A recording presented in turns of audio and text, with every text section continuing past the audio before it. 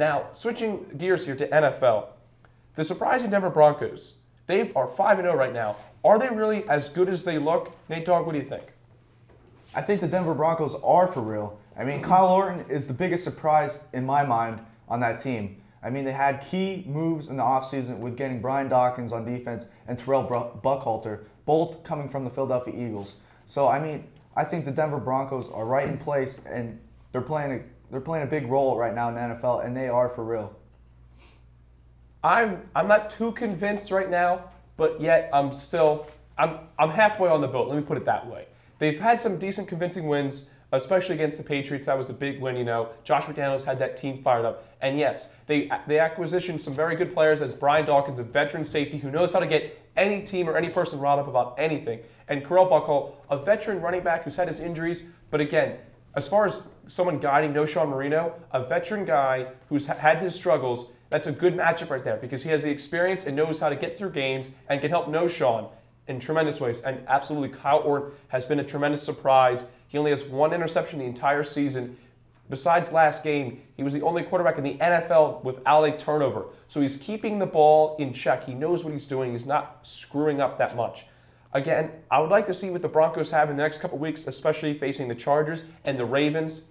Two defenses that can be very deadly and could bring a lot of problems for the Broncos. So we'll see how things go for Kyle Orton and the Denver Broncos. Now switching to the AFC North, the Cincinnati Bengals have looked also surprising this season after a few disappointing ones. Nate, how do you think that, are they for real too? They're 4-1 right now. Are they as good as they look? They've had a couple of close victories. What do you think? I don't think the Cincinnati Bengals are as good as they are. I mean, it helps to have a little luck on your side. Carson Palmer in the past 5 games, I think he's led the team 3 or 4 times down the field and have scored the winning either touchdown or by kicking a field goal on that team. So, I mean, Cincinnati Bengals aren't as good as they are. So I see them faltering as the season progresses. So I don't see them that good. I like where you're going with this, Nate. Again, Carson Palmer is healthy. His wide receivers are making plays. He's got some sort of sync with Chad Ochocinco. Again, late comeback drives has led to trust in his offensive line, in himself, and his wide receivers. Carson is making the plays he needs to make and looking good at it. His defense has looked okay. They're not terrible, but when it comes down to game time, the last 2 minutes of the game, or when he needs a pass or a good drive, Carson has got it done, and that's the Carson Palmer that we all remember before he got injured in the postseason. So again, this team could be lethal, but just like the Denver Broncos, I would like to see how they fare in the next couple weeks because they have a tough schedule coming up. They have the Texans, the Chicago Bears, the Ravens, and the Steelers. The next 4 games are going to be very tough for the Bengals, and we'll see how tough their skin really is coming up in those games. Now, besides surprise teams, as far as disappointing teams, Nate, the Tennessee Titans are my disappointing team so far this season. They're 0-5, and they've looked sad to say the least. For a team that went 13-3 last year, what else do you see as disappointing teams besides the Tennessee Titans? I mean, your Tennessee Titans is a good pick, but mine would have to be the Buffalo Bills. I mean, I watched that Monday night game when they played the Patriots, and wow, did they fool me. I mean, it was a train wreck ready to happen with those Buffalo Bills. I mean, T.O. has 12 catches within the last 5 games. I mean, you don't hear him right now, but he's gonna start talking, and he's gonna mess that Buffalo Bills organization up soon.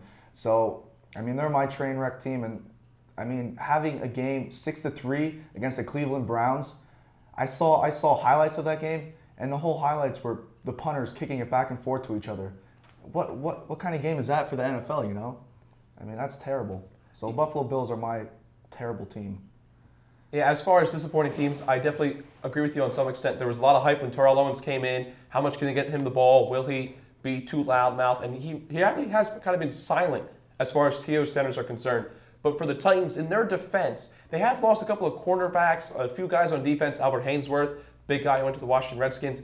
But still, from how they performed last year to go completely in the opposite direction from being winless so far, it's a huge disappointment for that organization, for that team, and Jeff Fisher. He's been there over a decade now. He seems like he knows what he's doing, but when something like this happens, a lot of fingers start to get pointed, and a lot of people tend to look at, not necessarily the team, but the head coach and organization and the people in the top offices, I should say. So again, this is something that Tennessee will have to look into. Now, to talk a little bit of SU sports, the football team squeaked by Rochester 17-14. Nate, a convincing win, a good win, how do you see it? I thought it was a good win by Susquehanna. I mean, they're coming off back-to-back losses. So if they want to keep winning and win the Liberty League, they need to keep passing the ball and coming out with key victories. I mean, the final was 17-14, so it was a great victory for Susquehanna, especially since I said coming off of back-to-back losses. So it was a great win for them, and it builds confidence. Keep going into the season. What I've noticed with the SU defense is what's concerning me. They did win 17-14. A late touchdown by Rochester made it interesting. But again, Rochester was 9 for 15 on third downs. The time of possession was close to Susquehanna's, and they allowed 344 yards of total offense. The good thing about that is they're allowing Rochester to have the ball and take up time, but minimizing the amount of damage, only 14 points.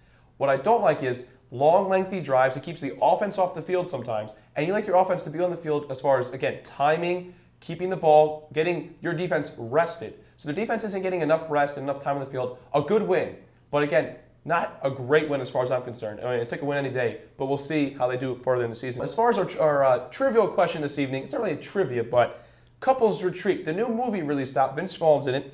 It's the top spot at the box office this weekend. Nate, are you going to go see Couples Retreat? Absolutely not. That was a tribute to Sacha Baron Cohen, whose birthday was yesterday, so I had to do that for him. Yeah, I'll probably go see Couples Retreat. I like Vince Vaughn as an actor. I mean, what is it? Wedding Crashers I like. Yes. And Talladega Nights. Talladega Nights. He wasn't in Talladega Nights. No, he wasn't. You fooled me there. No, but what's that other one? Old School. Old School. Old School was a great one. Absolutely. So, I mean, Vince Vaughn is a great actor, so I'll definitely go see Couples Retreat. And again, top of the box office, but I want to see something that applies more to me. When I get married and I have kids and my life is miserable and I need a weekend or like a week to get away, I'll go see Couples Retreat and enjoy it, or maybe take a retreat myself. But I want to go see The Invention of Lying. Being an avid liar myself, not an SUTV, don't worry. Being an avid liar, I would like to see how I can maybe lie better and get away with things as far as women are concerned. Okay, and also that was it Zombieland? Zombieland. Yeah. Zombieland. That looks real. I've heard good things about that, so I'm probably gonna check that out.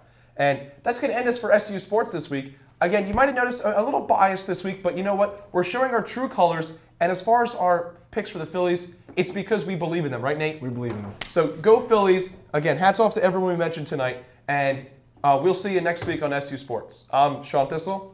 And I'm Nate Ash. Take care, everybody.